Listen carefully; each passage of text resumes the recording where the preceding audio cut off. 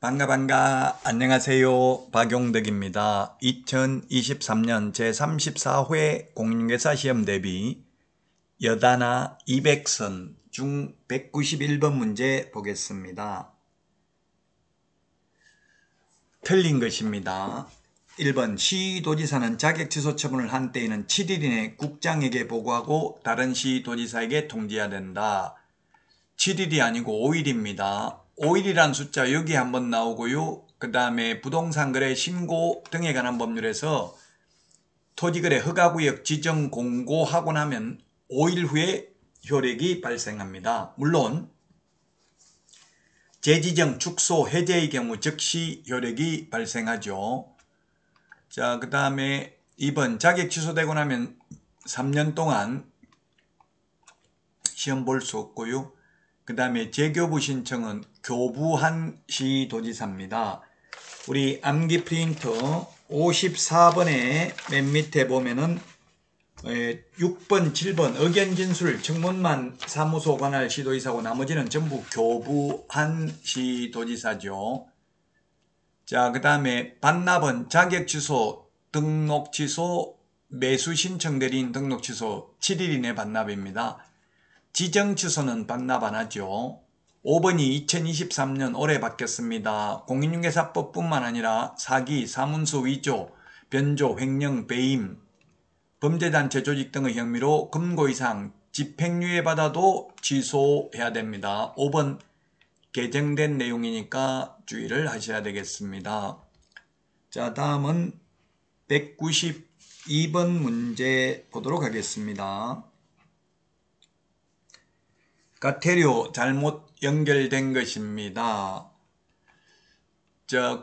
협회에 대한 거는 협회는 전부 다 국토교통부 장관이 협회와 정보통신서비스 제공자는 오직 500만원 이하의 가태료고 전부 국토부 장관입니다. 거래정보사업자도 국토부 장관이고 500만원 이하의 가태료고 100만원 없습니다. 다만 거래정보사업자는 거짓 정보 공개하면 1년 이하의 징역이나 1000만원 이하의 벌금이고 지정은 취소할 수 있죠.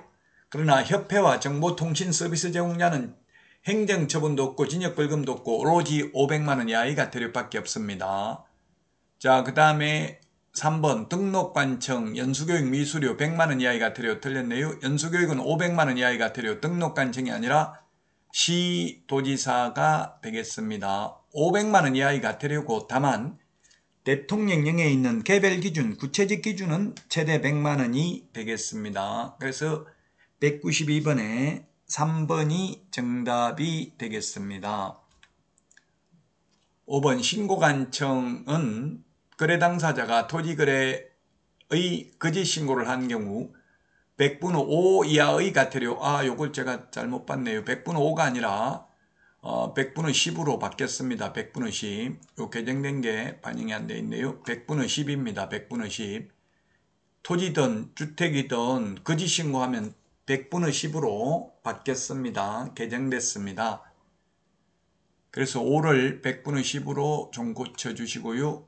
5번 등록관청은 개업공개사가 사무소 명칭 표시를 위반했을 때 100만원 이하의 가태료를 부과합니다. 192번에 답 3번인데 4번도 거짓신고, 허위신고 하면은 100분의 5로 그 100분의 5라는 말이 어디 있냐면은 암기 프린트 56번에 그게 5분의 1에 보면 취득가격의 옛날에 5% 했는데 지금 10% 이하로 각 바뀌었고요. 그 다음에 51번에 맨 밑에 섭까만 별표 두 번째 취득가격의 거짓신고하면 10% 이하 가태료로 바뀌었습니다. 10% 이하로. 자, 그래서 192번에 3번이 정답이 되겠습니다. 4번도 5%가 아니라 10%로 좀 고쳐주시기 바랍니다. 자, 다음은 193번입니다. 주택임대차 신고에 대해서 틀린 것입니다. 1번 주택임대차 계약의 보증금, 차임 등 계약금액을 거짓으로 신고한 경우에는 포상금 지급 대상이 되고요. 그 다음에 가태료 면제 감경 대상이 되고요. 2001년 6월 1일 이후 최초로 임대차 계약을 체결 또는 변경한 경우부터 적용되고요.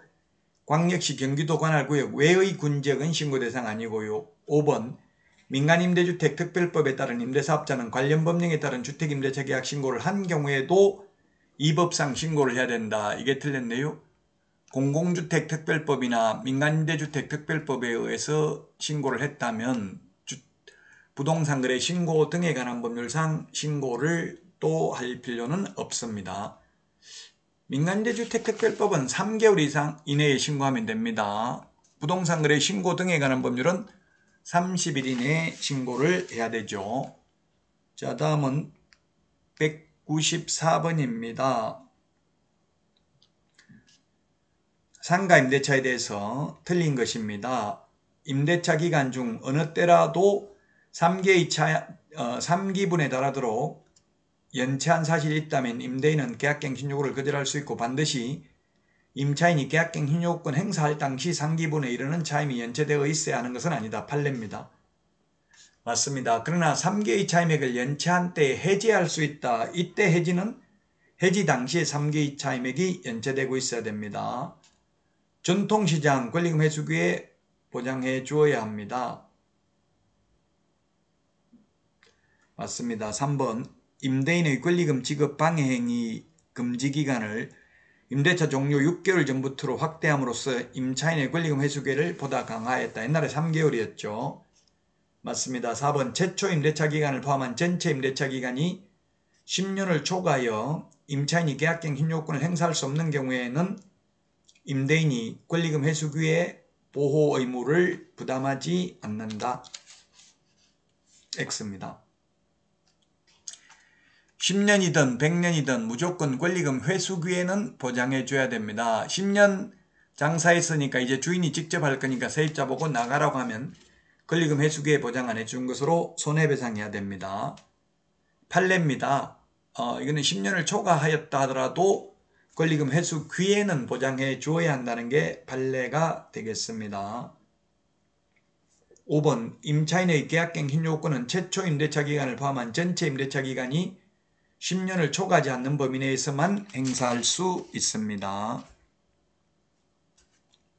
그래서 4번이 정답이 되겠습니다.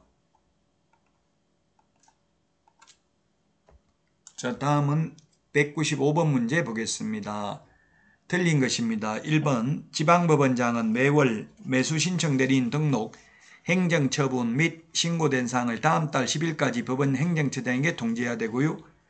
법원 행정처장은 매월 매수신청 대리인 등록, 행정처분 및 신고된 사항을 다음 달 10일까지 협회에 통지해야 된다 했는데 다음 달 10일까지가 아니라 15일까지입니다. 15일까지 암기 프린터 49번에 동그라미 4번에 있습니다. 암기 프린터 49번에 동그라미 4번에 있고요. 암기 프린트는 네이버 카페 박용덕 박사의 부동산 여행에서 다운로드 받을 수 있습니다.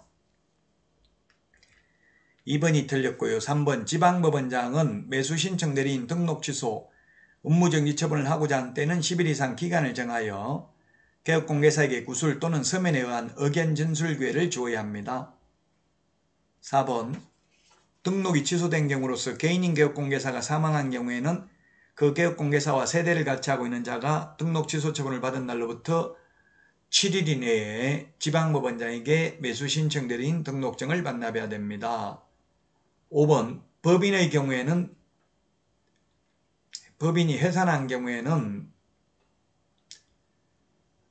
그 법인의 대표자이었던 자가 등록 취소 처분을 받은 날로부터 7일 이내 등록관청에 등록증을 반납해야 된다. 매수 신청 대리인 등록증의 경우 대표자 또는 임원이 어떤 자가 반납을 하면 되죠. 암기 프린터 51번에 44, 45, 46, 47 사망, 해산 4가지 매수 신청 대리와 공인중개사법을 비교해서 정리를 해 놓았습니다.